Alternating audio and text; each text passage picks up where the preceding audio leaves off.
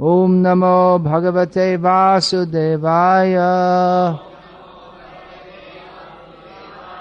Om Namo Bhagavate Vasudevaya. Om Namo Bhagavate Vasudevaya.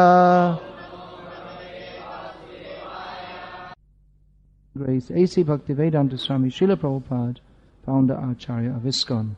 Anye tveva majananta shudvanyebhya upasate te pichatit tarantyeva mrityung shruti parayanaha.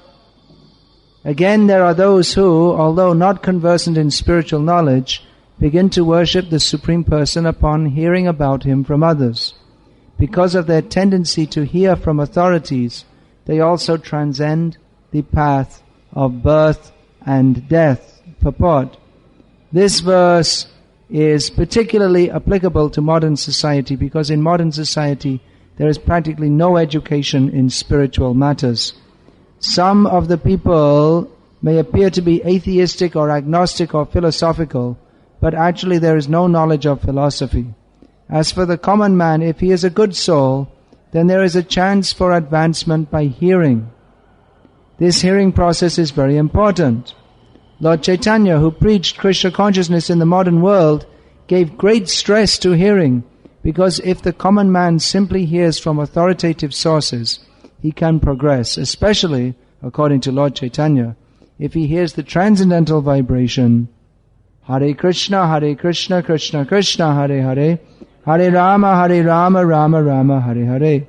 It is stated, therefore, that all men should take advantage of hearing from realized souls and gradually become able to understand everything. The worship of the Supreme Lord will then undoubtedly take place. Lord Chaitanya has said that in this age, no one needs to change his position, but one should give up the endeavor to understand the absolute truth by speculative reasoning. One should learn to become the servant of those who are in knowledge of the Supreme Lord. If one is fortunate enough to take shelter of a pure devotee, hear from him about self-realization, and follow in his footsteps, one will be gradually elevated to the position of a pure devotee. In this verse particularly, the process of hearing is strongly recommended, and this is very appropriate. Although the common man is often not as capable as so-called philosophers, faithful hearing from an authoritative person will help one transcend this material existence and go back to Godhead, back to home. Anye tveva majananta shrutvanyebhya upasate te pichatit tarantyeva mrityung shruti parayanaha.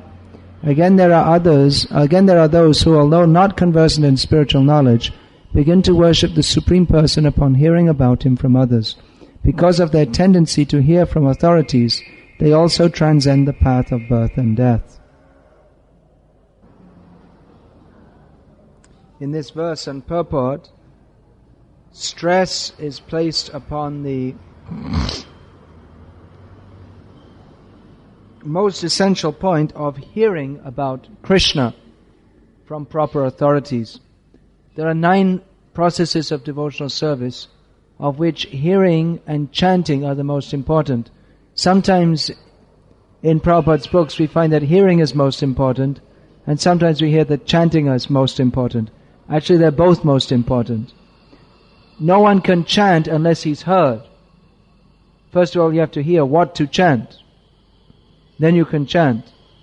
And even while chanting, even though that chanting is sufficient in itself for complete purification and attainment of love of God, still simultaneous hearing is essential. We have to hear why we should chant and who we are chanting about. Because in the initial stages of devotional service, we're not very advanced, we're immature. We don't have developed taste for devotional service.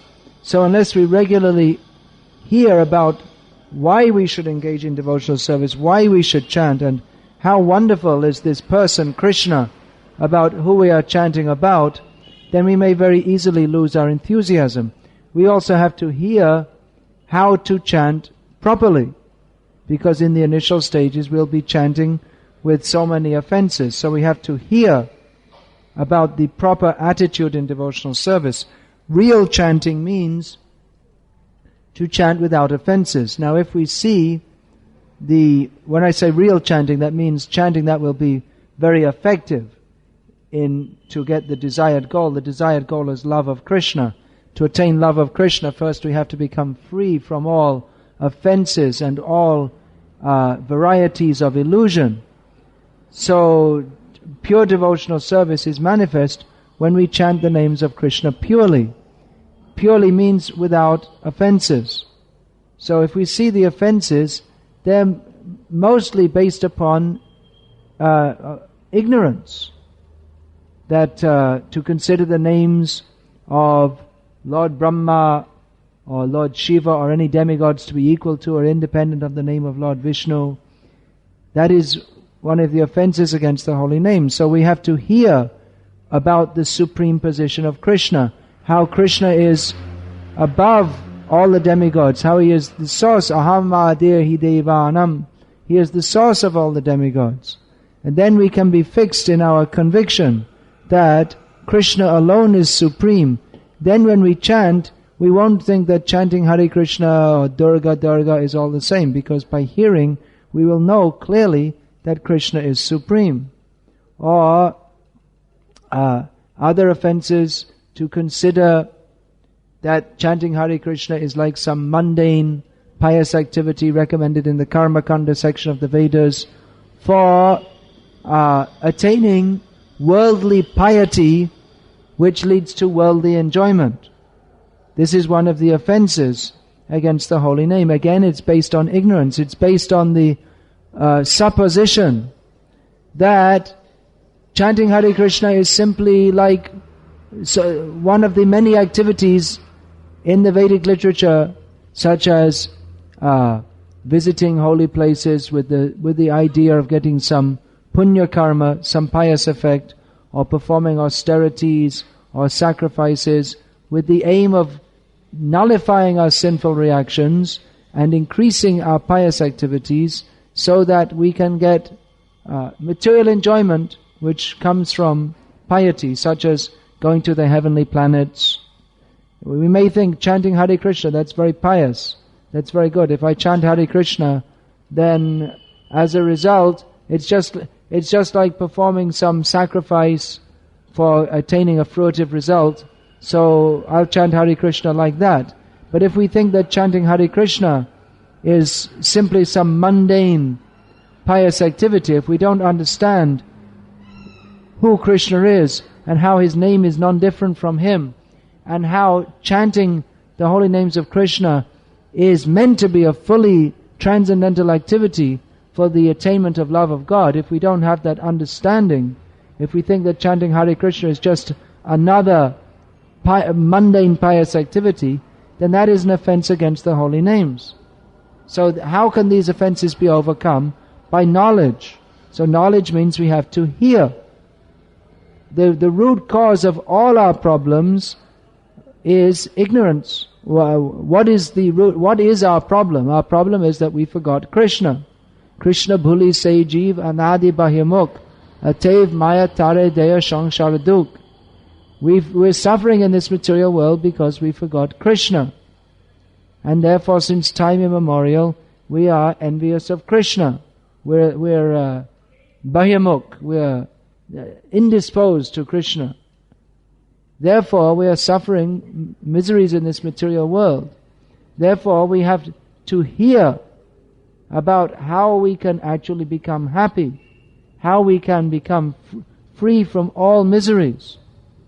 Now, what is that hearing? To understand that I'm the servant of Krishna. I have to serve Krishna. I'm suffering in this material world because I'm not serving Krishna. So hearing is essential. Hearing from the right person. Because there are many people with many different ideas. In the modern age we have many different kinds of so-called philosophies, and there are many intelligent people in the world who are blessed by Krishna through the agency of his material energy with creative intelligence to invent many different kinds of philosophies. But actually real philosophy means to understand the truth as it is, which is, again, that Krishna is the Supreme Person, we're all His servants. So we have to understand that, we have to hear from proper authorities. Now in the modern age, this idea of an authority, spiritual authority, it's not very popular. There is a common idea that anyone can have his own, propagate his own theory, and any theory is as good as any other theory. And someone who's more intelligent or more creative, he is a good speaker, he's got many good ideas, so you can go and listen to him and take some ideas from him and maybe take some ideas from someone else. But this is not the proper process to gain knowledge, at least according to Vedic sources. According to Vedic sources, which is, actually if we consider it, makes sense, that knowledge is fixed. Knowledge and opinion are two different things. Nowadays, many people are propagating their opinions as if it was knowledge. But actual knowledge means something which is fixed. It's not dependent upon opinion. Just like, what is the answer to the question? 2 plus 2 equals what? It's not a matter of opinion. It's a fact. 2 plus 2 equals 4. It's not subject to anyone's opinion. 2 plus 2 equals 5, 2 plus 2 equals 7. It doesn't change. It's not that tomorrow 2 plus 2 will be equal to 5. 2 plus 2 is always equal to 4. Similarly, what is the nature of the Supreme Absolute Truth? It doesn't change from day to day. That is one of the very characteristics of the Absolute Truth, that it's not changeable. Our mind may change, and therefore we may think that the Supreme Absolute Truth is like this or like that, but actually the nature of the Absolute Truth is unchanging. Therefore, to gain knowledge, we should find out from an authority, means someone who knows what is that Absolute Truth, instead of speculating with our own tiny brains to try to understand what is the actual fact. If you want to understand any subject, if you want to understand mathematics, even to understand 2 plus 2 equals 4 has to be explained to the young children at school. To us it seems axiomatic. But to the young child, he has to be shown 2 apples, put together 2 more apples, makes 4 apples. Oh, okay, alright. 2 plus 2 equals 4. So, what to speak of higher mathematics, even in the beginning, 2 plus 2 equals 4 has to be shown. Now, spiritual subject matter, that is the most subtle, because we are dealing with that which cannot be directly perceived.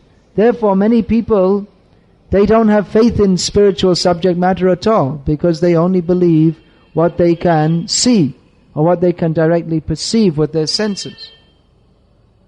Although it is more intelligent to at least suppose that reality does not comprise only that which we can perceive with our senses. And the existence of religious systems in the world and of mystic experience recorded by many people throughout history suggests that there is a plane of existence higher than simply the gross bodily, sensual, mental or intellectual, the spiritual plane. So how to know about that?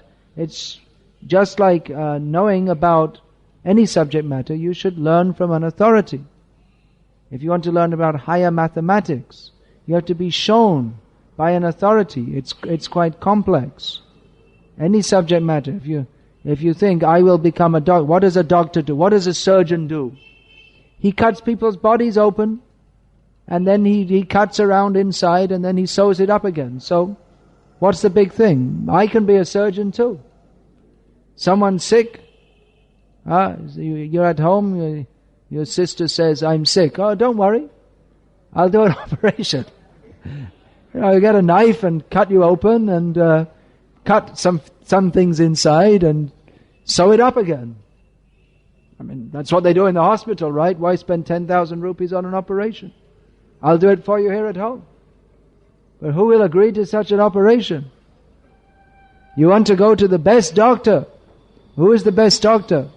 one who has been trained, who has himself been trained in an authorized, reputable school, and who has become experienced in how to perform operations. So similarly, if we want spiritual knowledge, we should go to someone who has learned from a competent and reputable authority, and who himself has realized that knowledge and is competent to give to others. That is the meaning of a spiritual authority. Tad vijnanartam sagurum evabhigachet. One should go to a spiritual authority who is shrotriyang brahmanishtam, who has heard from other, that is his qualification. He is heard,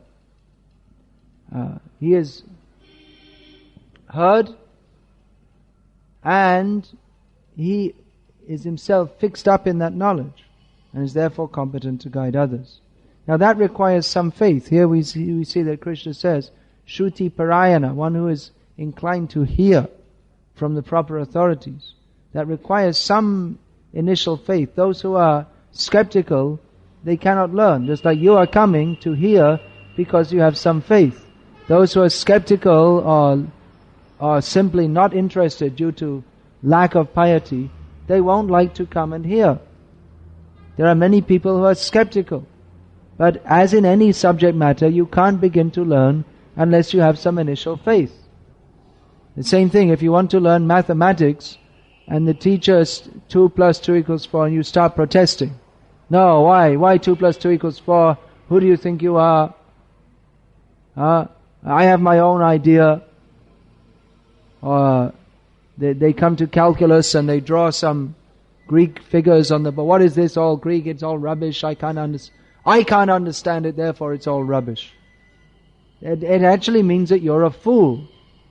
You're a fool, you can't understand what calculus is, therefore you should be taught. But if you simply reject, no, this is all rubbish, I don't want to hear, then you remain a fool forever, and you may think I'm very intelligent, but you don't understand. And those who do understand, they can converse about each other. The mathematicians, they will converse with each other about calculus and higher levels of mathematics. But those who are foolish, they will say, oh, you see they're talking all this mumbo-jumbo, because they don't understand, they simply reject. In the same way, those who have realized spiritual knowledge, they can understand the teachings of the scriptures and they discuss among themselves. But those who are foolish, who reject to hear such instruction, they say, oh, I don't understand, therefore you're all speaking rubbish. Is it a very good proposition? Because you are a fool, you don't understand. But you are saying they are foolish. I can't understand what they're saying, therefore they are talking nonsense. What kind of logic is this?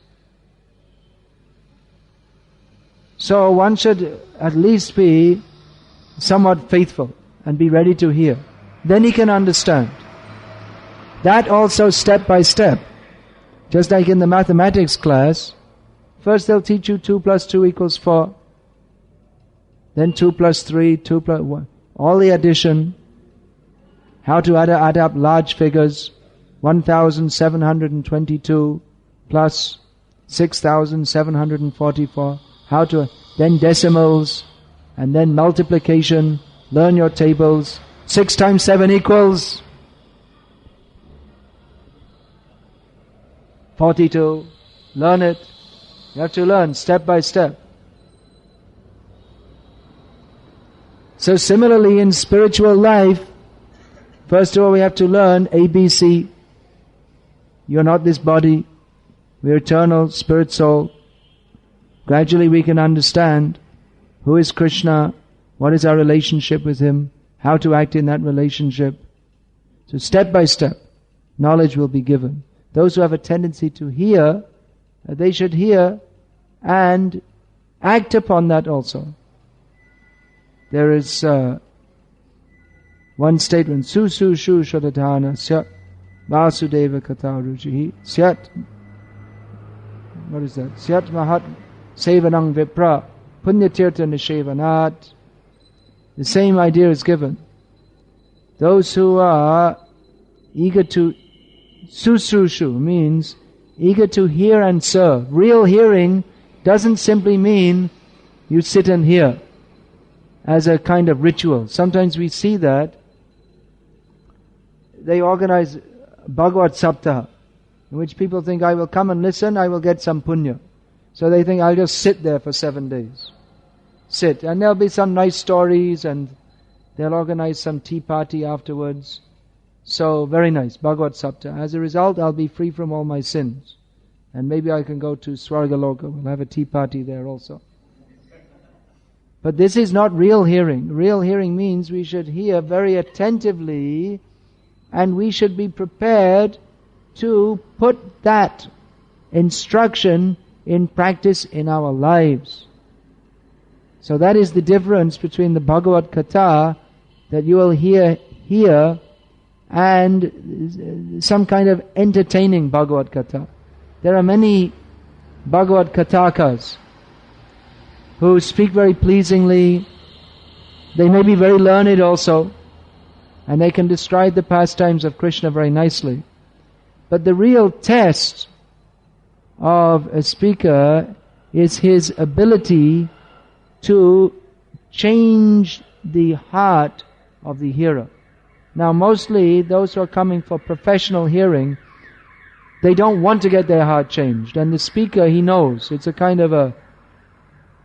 an unspoken contract, that the speaker will not say anything to disturb your material attachments.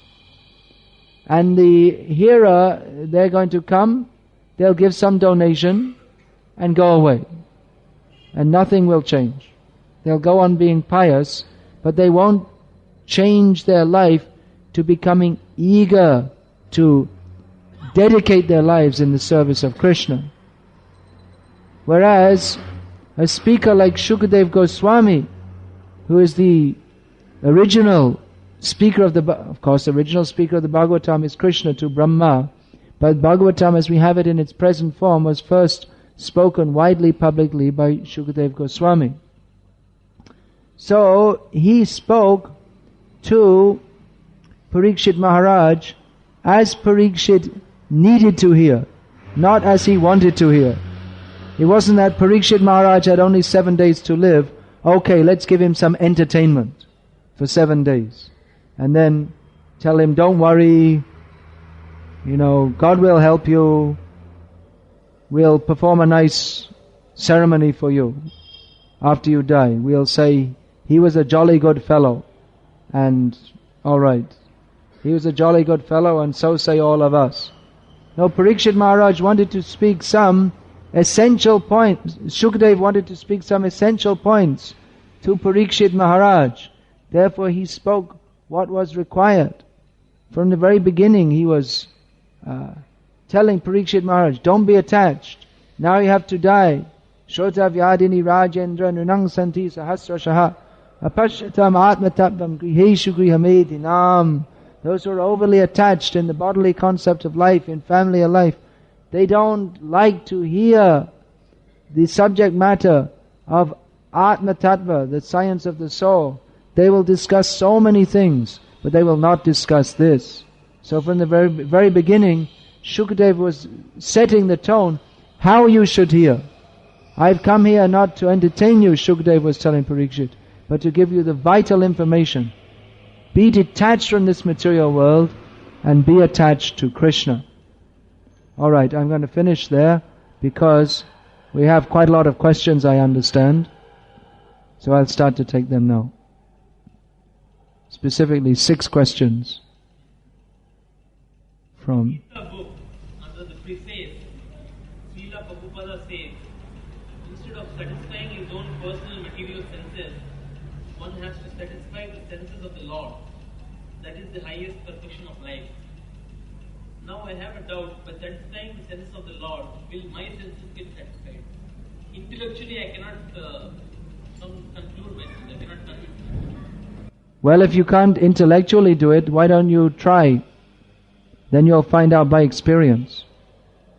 Just like if you have to learn to swim. So standing on the shore, you can't learn. If there's a swimming pool or a river, so they're trying to show you how to swim. You go like this and you say, well, Intellectually, I can't really understand how, will I really float? And so the person just pushes you in. Now you have to swim.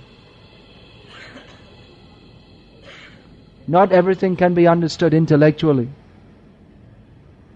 If I try to explain to you the taste of rasam, can you understand intellectually? You have to taste it, then you can understand. Intellectually, you can also understand that we are parts and parcels of Krishna. And it is our constitutional position to serve Krishna. So if we serve Him, we become satisfied.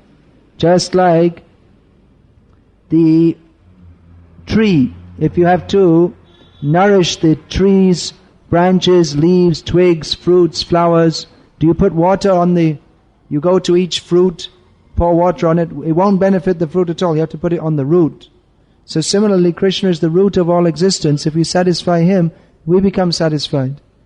Or, I'm feeling weak due to hunger. So should I try to inject some food into my fingers and arms and then it will become strong? Now, there's a proper system. You should eat food through the mouth, it will go to the stomach, and then the whole body will be nourished. So in the same way, if we satisfy Krishna, we become satisfied. If you can't understand it intellectually, just try to serve Krishna and you'll find out experientially. Srila Prabhupada has often said in this purpose in the Gita that one's constitutional position is that of the eternal servitor of the Lord. Now in devotional service they are having different types of relationships with the Lord, like that of a friend, a child, a lover. Yeah. As one advances in devotion, such type of relationship with the Lord seems to dilute the constitutional position of that of being an eternal servitor. Because because there seems to be a oneness between the devotee and the Lord. They seem to come closer. No, the basic principle of all these relationships, the relationship of the friend to Krishna, the lover to Krishna, the parent to Krishna, the basis is service. Every living being is constitutionally a servant of the Supreme Lord, because He is supreme, He is great. So naturally the position of the small in relation to the great is to serve Him. So the basis of all the relationships is service. But when a living being wants to serve Krishna more, when his service mode becomes more intense, his desire to please Krishna is more, then he may be a friend, a parent, a lover. There's closer intimacy which is more pleasing to Krishna. Ultimately, what does service mean? It means to please the person who is served. So, a friend of a person, in one sense, someone's friend, there's a service because there's an exchange of talk and activities. So, friend means you have to be together. There have to be two people. So they're both serving each other by being friends to each other. Similarly, the parents serve the children even more intimately than an official servant, because they give their life practically for the children. And a lover, that service is the most intimate by its very nature. The conjugal love is very intimate. So that only someone who has got a very deep sense of surrender to Krishna can become a lover of Krishna. Anyway, these other rasas or relationships with Krishna, they can develop when one is firmly fixed in his position of servitorship. Then other rasas may be conferred upon the devotee. It's not something that we should start to think, well, am I a friend of Krishna, or we're still maintaining our mundane friendships. First we should be firmly fixed in our position of servitorship to Krishna, and then the other rasas, Sakya ras, Vatsalya ras, Madhurya ras, they can develop. But they don't, in one sense it may appear externally that it dilutes the sense of servitorship. And in one sense that's true, but it's not, it's diluted because there's a higher nectar, another kind of nectar which is mixed in. Those who are friends of Krishna, They have an intimacy with Krishna that is not there with the servant. The servant is always in a mood of awe and reverence. The friend is more loose and free. A friend can slap another friend on the back. The servant can't do that to a master. But that is more pleasing to Krishna. But only by his liberated devotees. We can't do that.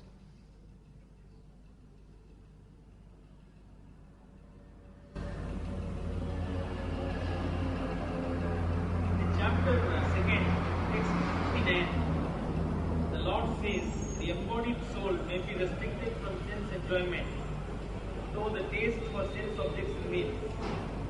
But ceasing such engagements by experiencing a higher taste, he is fixed in consciousness. Now even Arjuna was a person having a very different taste. Now how does one develop this higher taste?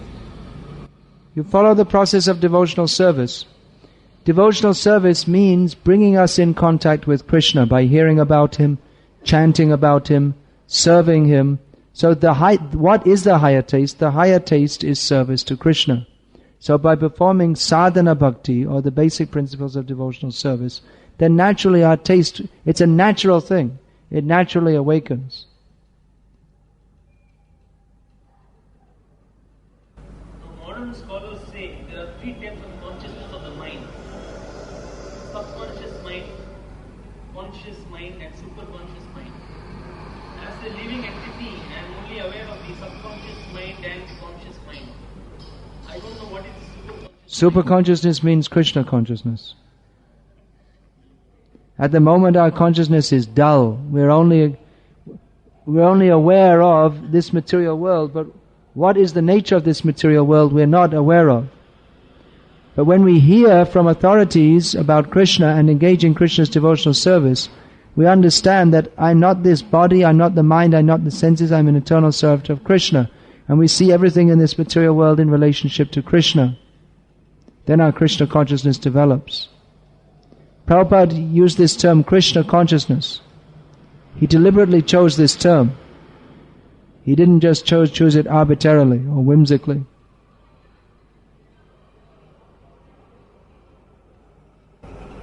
Chapter 6, text 14, it is when the Lord says, one should hold one's body, neck and head erect in a straight line and stare steadily at the tip of the nose.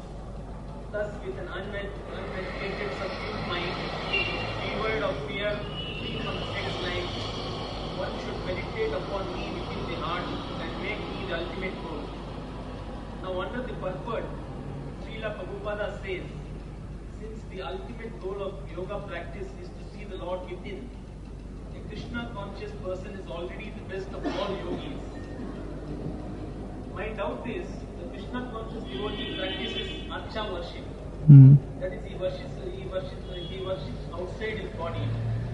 And the yogi worships the Lord within one's heart. So both differ. So how does one conclude that the Krishna-conscious person is the best of the yogis? The goal of the dhyana yoga system, which is being described by Krishna in this chapter, is to see the Lord within the heart. But then having seen Him in the heart, what are you supposed to do? What is the constitutional position of the soul? To serve Krishna. So having gone to all that trouble, you finally see Krishna in the heart, and then you're supposed to progress to serve Krishna. So the devotees worship Krishna in the form of the deity. That means they're already on a higher platform because they're serving Krishna. So automatically by taking to Bhakti Yoga, you automatically, even in the most neophyte stage, you surpass the stage of the yogi who's just trying to see the Lord in the heart. He's trying with so much difficulty to see the Lord within the heart, but the devotee automatically sees Him in His deity form. And not only sees, but serves. So he's automatically on a higher platform. According to our modern astronomy, our solar system consists of the Sun and the 9 planets belonging to the Milky Way galaxy. And there are a number of solar systems in our Milky Way galaxy. And there are numerous such galaxies in the universe. According to our Shastras, it is mentioned that there are 14 lokas.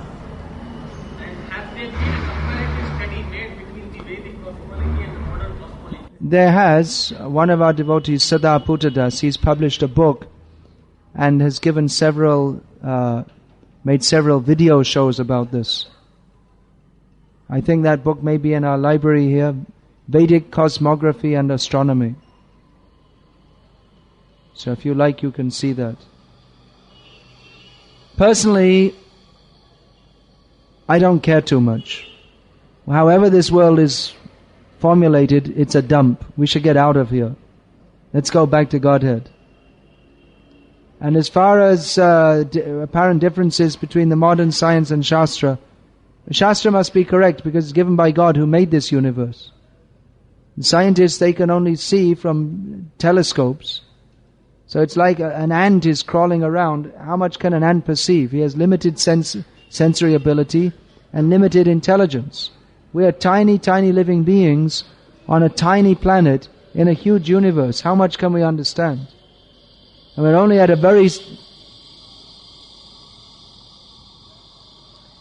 we're only at one point in time. But the universe, according to modern astronomers, the universe when we see the stars at night, that's not how the universe is at present anyway, because it's taken so much time for the light from the stars to reach us.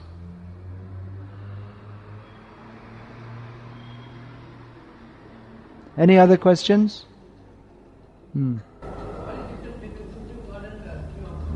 Supreme God. What is the difference between Supreme God and Supreme Absolute Truth? There is no difference. This is discussed, if you read, this is a very interesting point actually. If you see Srimad Bhagavatam, in the introduction, Srila Prabhupada discusses this point. He writes that the conception of God and the conception of the Absolute Truth are not on the same level. That generally people think of God, there are different gods who you worship, but the Absolute Truth is beyond the different gods. But the Srimad Bhagavatam establishes that the Absolute Truth is Krishna. So generally people conceive of the Absolute Truth as being impersonal, and that there are various gods who are manifested within this world, but they are all subordinate to the impersonal feature of the Absolute Truth. But the actual position as established by Shastra, particularly in Srimad Bhagavatam, which is the topmost Vedic Shastra, is that Sri Krishna is himself the Supreme Personality of Godhead and the Supreme Absolute Truth. There is no difference because the impersonal feature of the Absolute Truth is only one of the features of Krishna, not that Krishna is a feature of the impersonal Absolute. You please study this introduction to the Srimad Bhagavatam. It answers this question very nicely. Then also you'll find in the second chapter of Bhagavatam, there's an explanation of this. Vedanti tattva vedas tattvam yajnanam advayam brahmeti paramatmeti bhagavaniti shabhyate. That learned scholars and transcendentalists understand the Absolute Truth in three phases, namely the impersonal Absolute, the localized Absolute, and the Supreme Absolute Personality of Godhead. In fact, to understand this point clearly, you should read all of Prabhupada's books several times. It's often a source of misunderstanding, this point. Any other question, please? Being Shiva and Brahma, the great devotees of God, why can't they save us from this? Lord Shiva and Lord Brahma, being great devotees of Krishna, why can't they save us from the illusion of Maya? They can, and they do, through their sampradayas. We are coming in the Brahma Sampradaya, Brahma Madhva Gauriya Vaishnav Sampradaya. And Lord Shiva, he also has his Sampradaya, which is coming down as the Vishnu Swami or Rudra Sampradaya. Now that's Vallabh Sampradaya. So they do.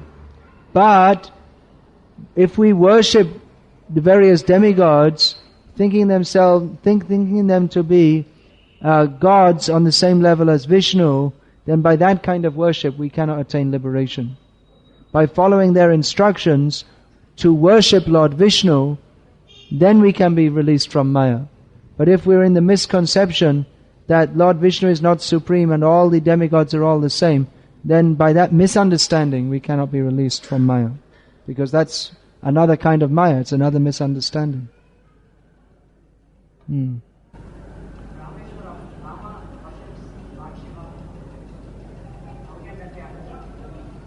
How can that be understood? Krishna says in Bhagavatam, Mad Bhakta Puja Badika, worship of my devotee is more important than me. So he himself sets the example. Krishna worships his devotees as much as his devotees worship him. Actually, this is not stated in the original Valmiki Ramayana. But even if Lord Ram does worship Lord Shiva, then that doesn't nullify the Shastric conclusion that Lord Vishnu is the Supreme Personality of Godhead. We see even a perverted reflection of that in this material world, that the dog and the master and the dog, but practically the dog acts as the master. That's a perverted reflection, that the master also serves the servant because he has affection. You had another question? There is only a very brief description about Goloka Vrindavana in the Bhagavad-gita. There, Srila Prabhupada describes it as Chintamani Dhama. And we just Directly in Gita that is not referred to. Krishna refers to his dham, in the purports. Golok Dham, that is described specifically in the Brahma Samhita, that beyond this material world there is the spiritual world, where there are innumerable Vaikuntha planets. The topmost Vaikuntha planet is called Golok Vrindavan, where there are 3 divisions, Dwarka, Mathura and Vrindavan. So that is the topmost abode. That you'll find detailed description, that you have to study Prabhupada's books. You'll find that there. Chintamani prakara sadmasu kalva vriksha lakshavriteshu surabhir abhipalayantam lakshmi sahasrashata sambrama sevyamanam govindavadi purusham tamaham bhajami. There, everything is made of chintamani, wish-fulfilling stones. There are wish-fulfilling trees. That devotees, their only desire is to serve Krishna. So the trees supply all that they may require to do that. There are many Lakshmis, not exactly Vaikuntha Lakshmis, but Gopis, Prema Lakshmis, Vraja Lakshmis, who's innumerable, who serve Krishna. Krishna is tending the cows in Golok Vrindavan. Any other question?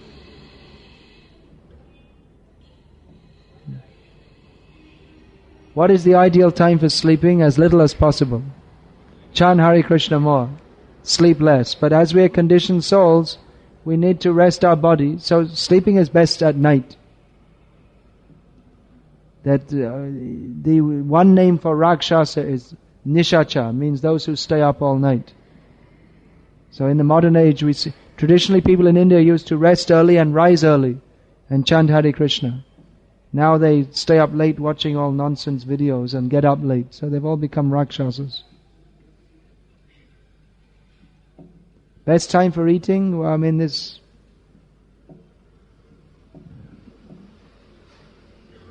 best time for eating according to Ayurveda is midday, when the sun is strong. Yogis are not recommended to eat at night. Everyone in India eats at night. Do what's necessary to maintain your body and health for serving Krishna. It may be different for different people. Anything else? I couldn't hear.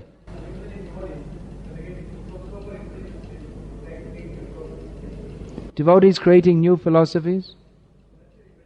I can't hear. Why don't you come closer?